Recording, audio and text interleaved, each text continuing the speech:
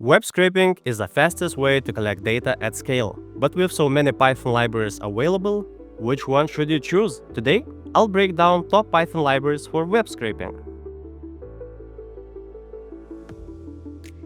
Let's start with Request, the standard HTTP library for Python. It's lightweight, intuitive, and perfect for fetching data from static websites. With just a few lines of code, you can retrieve HTML content from any URL. However, Request has one significant limitation: it can't process JavaScript. If your target loads content dynamically, and most modern sites do, you'll need to look for alternatives.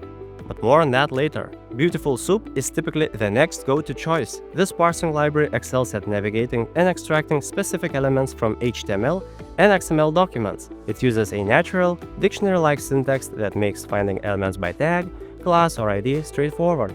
Beautiful Soup is also great at handling messy or structurally complex HTML, which is often the case when scraping websites. Remember that Beautiful Soup is purely a parsing library for HTML and XML, and you'll need to pair it with Request to actually fetch the pages. For projects where speed really matters, lxml is the parser you want. This library is built with C programming language, so it processes HTML and XML much faster than Beautiful Soup. lxml also supports XPath, which helps you target exactly the data you need. The trade-off? lxml is less forgiving with poorly structured HTML and has a steeper learning curve.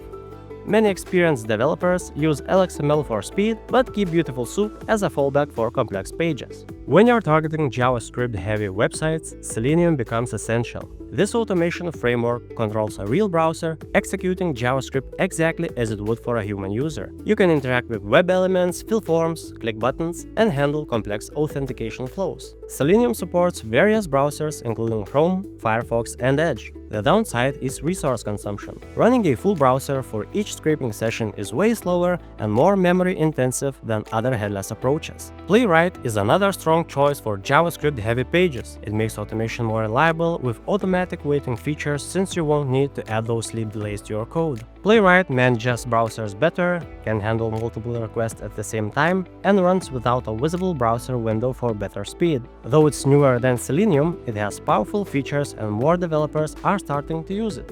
One final tip: even the best tools will fail if you don't rotate your IPs or don't update your scraper when the website structure changes. At Decodo, we've built our web scraping API to handle these complexities automatically. With over 100 scraping templates, you can get parse data without worrying about blocks and code maintenance.